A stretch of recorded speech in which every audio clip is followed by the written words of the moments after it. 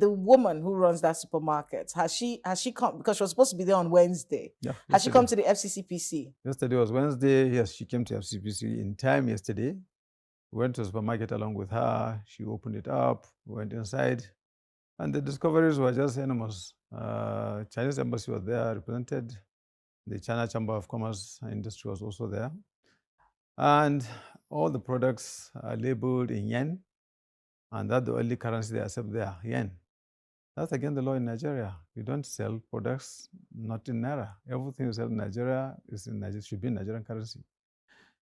And then issue of discrimination, that they only allow Chinese into the supermarket, has been confirmed. We have now instructed that she must put up a notice in front of that shop that says everybody can go into the supermarket and shop.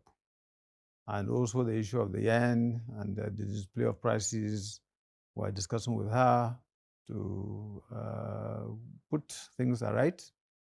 At the same time, we're also discussing sanctions, of course, because a wrong has been done and bad behavior leads to consequences. So we'll look at our law and find out what these consequences are and apply to the full wrath of the law.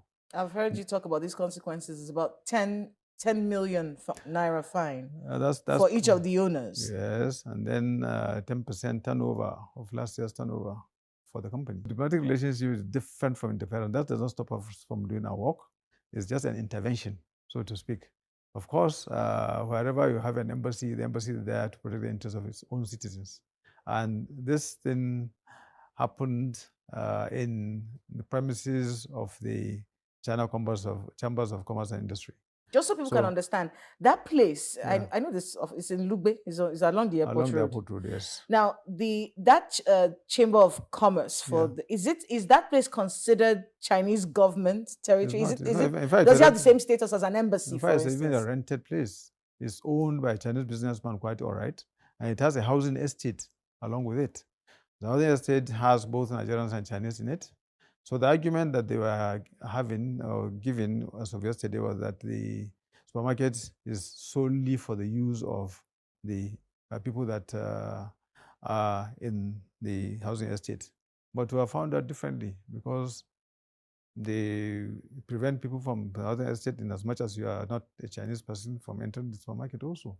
And we have investigated that, and we have found out they are indulging in that practice.